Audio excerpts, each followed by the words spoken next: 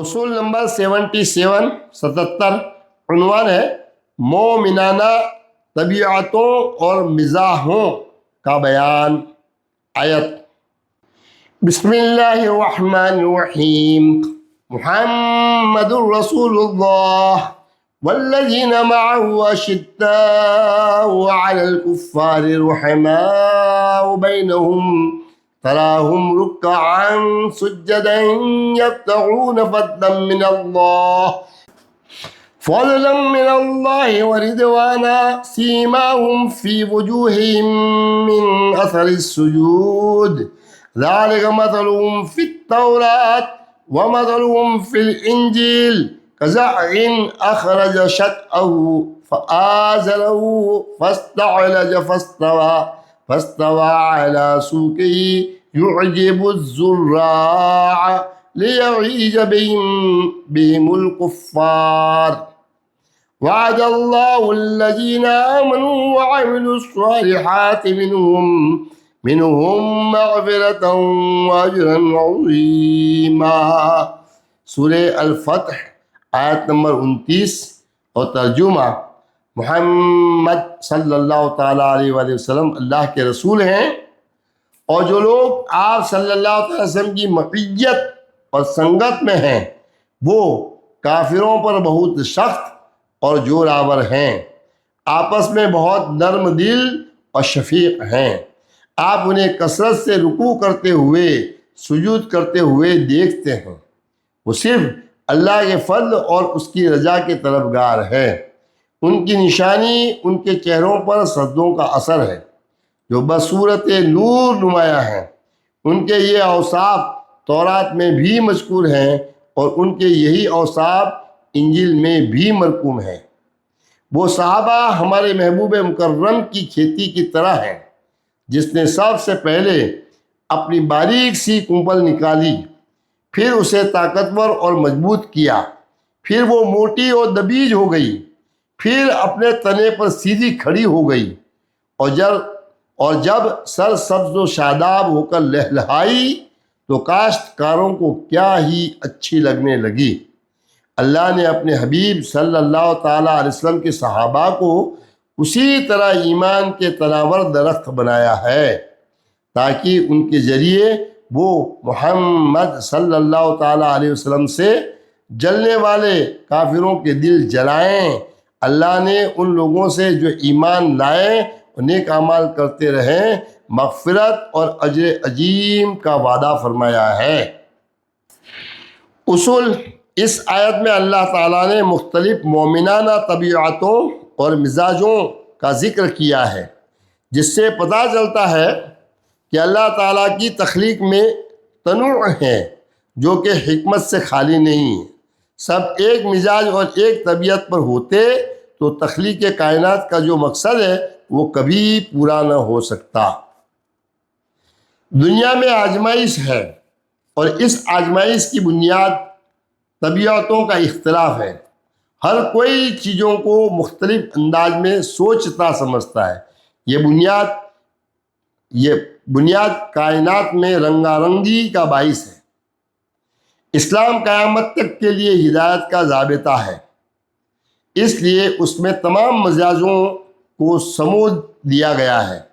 تمام مزاج مختلف ہونے کے باوجود وحدت میں پیرو دیے جا سکتے ہیں اگر ان کے اجتماع کے مقاصد اور ان کی حتمی منزل ایک ہی ہو۔ یہی کام حضور نبی اکرم صلی اللہ تعالیٰ علیہ وسلم نے کیا۔ حضور صلی اللہ تعالیٰ علیہ وسلم کے اصحاب میں 4 مزاجوں کا خاص طور پر بیان قرآن مجید نے کیا ہے۔ غور کیا جائے تو یہی 4 مزاج ہی تمام مزاجوں کی اصل بنتے ہیں، باقی سب انہی کی ذیلی اقسام ہیں۔ یہ 4 یہ ہیں: 1. کافروں پر بہت سخت۔ مومن جب باطل کے مد مقابل ہو تو یہ رویہ ہونا چاہیے۔ ہم معاشرے میں ایسے بہت سے لوگ دیکھتے ہیں جن کی طبیعت اور مزاج ایسے بن چکے ہیں کہ وہ سمجھتے ہیں کہ حق سے ٹکرانا ہی اصل دین ہے۔ ایسی طبیعتیں بہت اہم ہوتی ہیں، حق کا تشخص انہی کی وجہ سے قائم رہتا ہے۔ 2. آپس میں بہت نرم دل اور شفیق ہیں۔ مومن اور اہل حق جب آپس میں کوئی معاملہ کریں اور کسی بھی طرح کا اختلاف ہو جائے تو نرمی اور پیار و محبت سے ڈیل کریں، کیونکہ یہ وہ طبقہ ہے جس میں اصل کا اختلاف نہیں، لہذا فروع کا اختلاف ہے۔ یہ اختلاف اجازت نہیں دیتا کہ اس کی بنیاد پر آپس میں وہ رد عمل دیا جائے جو باطل کے مد مقابل دینا چاہیے۔ ہم معاشرے میں ایسے بھی بہت سے لوگ دیکھتے ہیں جن کی طبیعت اور مزاج ایسے بن چکے ہیں کہ وہ باہمی سمجھوتا اور ملنساری، رفع اختلاف مابین المسلمین کو ہی اصل دین قرار دیتے ہیں اور اعلیٰ اخلاقیات کا پرچار کرتے ہیں۔ ایسی طبیعتیں بہت اہم ہوتی ہیں۔ معاشرتی وحدت کا قیام انہی کا مرہون منت ہوتا ہے۔ 3، آپ انہیں کثرت سے رکوع کرتے ہوئے، سجود کرتے ہوئے دیکھتے ہیں۔ یہ اہل ایمان کی وہ صفت ہے جو ان کے باطن کو مصفا کرتی ہے، تعلق باللہ میں پختگی دیتی ہے، حقیقی مقصود کی طرف لے جاتی ہے۔ یہ شخصیات کو باطنی رذائل سے بچا کر صاف کرنے کا عمل ہے۔ اس سے افراد تیار ہوتے ہیں۔ یہ رجال سازی کی اساس ہے۔ یہ وہ پہلو ہے جس کا تمام مزاجوں میں کچھ نہ کچھ حصہ ہونا لازمی ہے۔ کافروں پر سخت ہونا بھی اس بات کا متقاضی ہے کہ بارگاہ الہی میں سر بسجود ہوا جائے۔ 4، وہ صرف اللہ کے فضل اور اس کی رضا کے طلبگار ہیں۔ یہ ان کا الٹیمیٹ مقصود ہے۔ مقصد ہر چیز میں پیش نظر رہنا ضروری ہے۔ باطل سے لڑنا ہے تب بھی مقصد واضح ہو، اہل ایمان میں معاملہ کرنا ہے تب بھی مقصد واضح ہو، رکوع و سجود کرنا ہے تب بھی مقصد واضح ہو، اور مقصد صرف اور صرف رضا الہی ہے۔ یہ رویے الگ الگ شخصیات بھی تشکیل دیتے ہیں اور تمام ایک شخصیات میں بھی موجود ہو سکتے ہیں، اور بعض میں دو پہلو یا مختلف تناسب سے چند پہلوؤں کا جمع ہونا بھی ممکن ہے۔ قرآن مجید نے مزید وضاحت کی کہ یہی اوصاف مزاج جو قرآن بیان کر رہا ہے یہ کوئی نئی بات نہیں، بلکہ اسی کا ذکر تورات میں بھی ہے اور ان کا یہی اوصاف انجیل میں بھی مرغوب ہے۔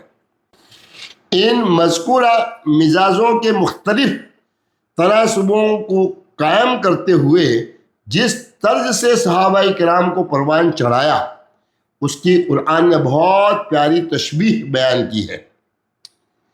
وہ صحابہ ہمارے محبوب مکرم کی کھیتی کی طرح ہے جس نے سب سے پہلے اپنی باریک سی کوپنیں نکالی، پھر اسے طاقتور اور مضبوط کیا، پھر وہ موٹی اور دبیز ہو گئی، پھر اپنے تنے پر سیدھی کھڑی ہو گئی، اور جب سرسبز و شاداب ہو کر لہلہائی تو کاشتکاروں کو کیا ہی اچھی لگنے لگی۔ اللہ نے اپنے حبیب صلی اللہ تعالیٰ علیہ وسلم کے صحابہ رضی اللہ تعالیٰ عنہم کو اسی طرح ایمان کے تناور درخت بنایا ہے۔ بات یہاں پر ختم نہیں کی، بلکہ ان عظیم افراد کو پروان چڑھانے کا مقصد الگ بیان کیا تاکہ ان کے ذریعے وہ محمد رسول اللہ صلی اللہ تعالیٰ علیہ وآلہ وسلم سے جلنے والے کافروں کے دل جلائیں۔ اللہ نے ان لوگوں سے جو ایمان لائے اور نیک اعمال کرتے رہے مغفرت اور اجر عظیم کا وعدہ فرمایا ہے۔ السلام علیکم ورحمۃ اللہ وبرکاتہ۔